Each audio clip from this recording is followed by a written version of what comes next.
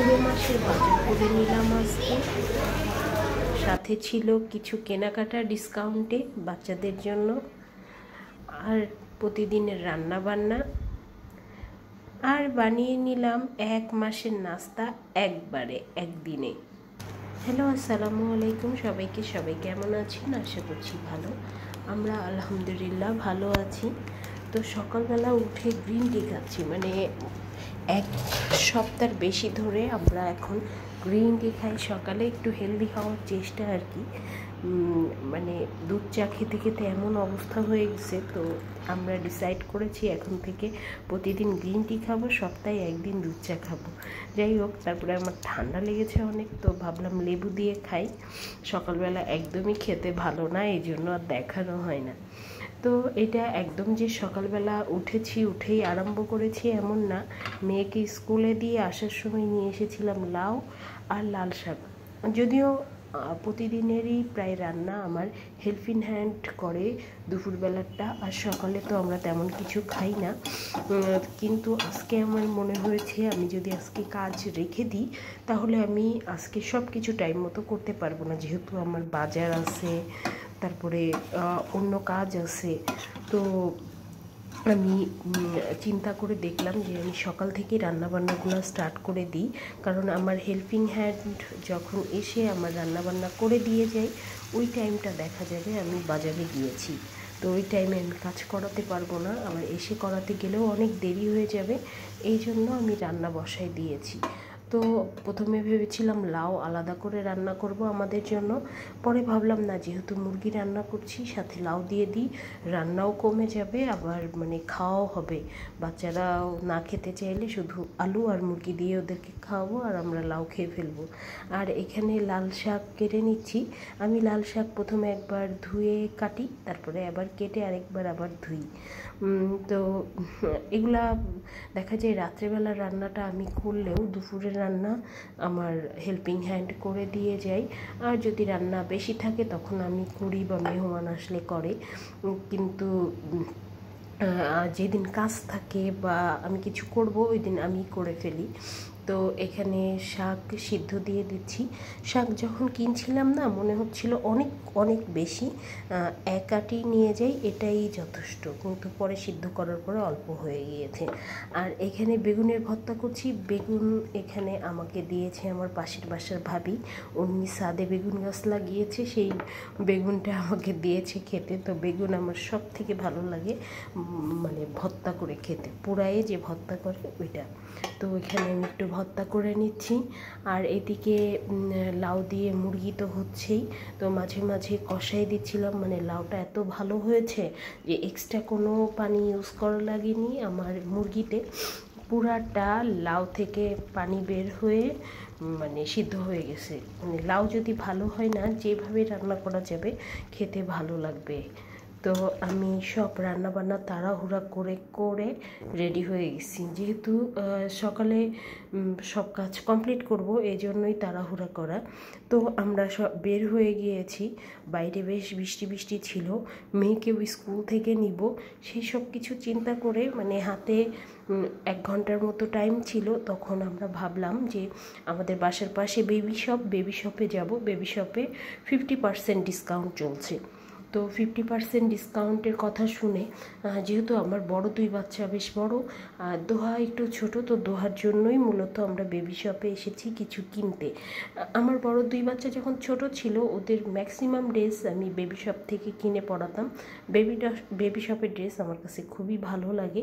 দেখা যেত আমি ডিসকাউন্টেই কিনতাম বেশি, কারণ ওদের বেশ ভালো ডিসকাউন্ট চলে। যেরকম সামারের টাইমে ওরা উইন্টারের জিনিসপত্রের ডিসকাউন্ট দিয়ে দেয়, আবার উইন্টারের সময় ওরা হচ্ছে সামারের জিনিসপত্রের ডিসকাউন্ট দেয়। তো আমিও ভেবেছিলাম এখানে হয়তো সামার বা উইন্টার এরকম কিছু থাকবে, তো দেখলাম না, সব কিছুতে ডিসকাউন্ট ছিল। তো খুব সুন্দর সুন্দর ড্রেস ছিল দোহার, তো এগুলাই দেখছিলাম কোনটা নেওয়া যায়, কোনটা ওকে ভালো লাগবে। তো একটু বড় বড়ই নিতে চাচ্ছিলাম। তো এর মধ্যে হয়েছে কি, আমি দেখলাম যে আমার বড় 2 বাচ্চারও প্যান্ট এখানে আছে, বড় সাইজের, মানে আমার মেয়ের আবার ছেলেরও আছে। তো সব কিছু চিন্তা করে ভাবলাম যে ওদেরও কিছু পেলে নিয়ে নিব।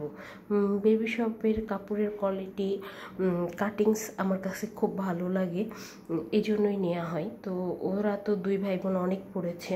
তো দোহাকে দেয়া, দোহা হওয়ার পরে আমার বাসার এইদিকে অনেক, মানে এরকম বেবি শপের মতো অনেক দোকান হয়েছে, এই জন্য বেবি শপে একটু কমই আসা হয়। যাই হোক, ওখান থেকে অল্প স্বল্প কেনাকাটা করেছি, ভাবছি আরেকদিন যাব। চলে এসেছি মুরগি নিতে। আমার হচ্ছে ফার্মের মুরগিটা আমি এখান থেকেই নিই, বাইরে থেকে কেনার থেকে, কারণ ফার্মের মুরগি দিয়ে আমার বাচ্চাদের নাস্তা বানানো লাগে। তো এই জন্যই আমার এখানে আসা লাগে ফার্মের মুরগি কিনতে। তো আমি একবারে বেশি করে নিয়ে আসি, যাতে ওদের নাস্তার আইটেমটা আমি সুন্দরভাবে করতে পারি। আসলে দেশি মুরগি দিয়ে হয় না, মানে যতটুকু লাগে। তো এখানে কিছু নিয়ে এসেছিলাম চিকেন বল দোহার জন্য, আর মানে বাচ্চাদের স্ন্যাক্স আইটেমের জিনিসপত্রই বেশি ছিল। আমাদের তো হয়েই যায়, কিন্তু ওদের লাগে স্কুলের টিফিন, সন্ধ্যার সময় খাবার। তো ওদের মন মতো জিনিসপত্রগুলাই এনেছিলাম। তো আমি আজকে ভাবলাম যে কিছুটা নাস্তার আইটেম আমি গুছিয়ে রাখবো।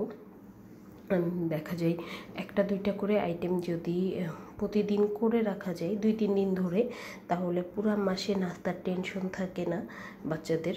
তো এই জন্যই আর কি ভাবছি যে আজকেই করে ফেলবো। তো ওদেরকে কোনো রকম কিছু নাস্তা দিয়ে আমি রান্নাঘরে চলে এসেছি। এই যে মুরগির বুকের মাংসগুলো একদম সম্পূর্ণ আলাদা করে নিয়েছি, এগুলো এখন ভালো করে ক্লিন করে ছোট ছোট করে কেটে নিব, তারপরে ব্লেন্ডারে ব্লেন্ড করে নিব। আমি এগুলা দিয়ে ভাবছি কাবাব বানিয়ে রাখবো। আবার এরকম ছোট ছোট করে কেটে রাখলে কিন্তু যে কোনো সময় যে কোনো নাস্তা বানানোর জন্য ফুট করে বের করে ফেলা যায়। তো আমি কাবাবে যেই জিনিসগুলো দিব সব ব্লেন্ড করে নিচ্ছিলাম। আর সব ধরনের গুঁড়া মশলাও ইউজ করি, ঝালের পরিমাণটা একটু কম দিই যেহেতু বাচ্চারা খায়। তো এরকম কাবাব বানানো থাকলে না, একটু হচ্ছে ব্রেডের মধ্যে দিয়ে ময়নিস দিয়ে, তারপরে সস টস দিয়ে একটা কিছু বানাই দেওয়া যায়। আবার কাবাব এমনিও খাই। তো সেই সব চিন্তা করে ভাবলাম যে আজকে কাবাবটাই বানাই রাখি। আর এখানে কাঁচামরিচ আর পেঁয়াজ আমি হচ্ছে ব্লেন্ড করে নিয়েছি, সেটা আদা রসুন দিয়ে দিলাম। মানে সব ধরনের গুঁড়া মশলাই অল্প অল্প করে দিয়ে দিচ্ছি, একটু ফ্লেভারের জন্য ঘি দিয়ে দিয়েছি। তো আগে সব কিছু মেখে নিয়ে আমি 2-3টা এরকম শেপ না দিয়েই বানিয়ে নিই। মানে খেয়ে আগে দেখি, যেহেতু এগুলো কাঁচা অবস্থায় তো টেস্ট করা যাবে না যে সব কিছু ঠিক আছে কিনা, মরিচ লবণের পরিমাণ কোনো কিছু অ্যাড করতে হবে কিনা, মানে সব বানানোর পরে তো আর বোঝা যাবে না। তো মানে মাখায় নেওয়ার পরেই আমি এরকম বানিয়ে নিই। তারপরে এরকম বসে গিয়েছি বানাতে, দেখা যাবে একবারে সব বানিয়ে নিব। তো এরকম না, 2-1 দিন একটু কষ্ট করে নিলে 2-3 রকমের বানিয়ে রাখলে ঝামেলা বা টেনশন এগুলো চিন্তা করা লাগে না। অনেকগুলো বানিয়ে নিয়েছিলাম। তো এখানে শেষ করছি। আল্লাহ হাফেজ।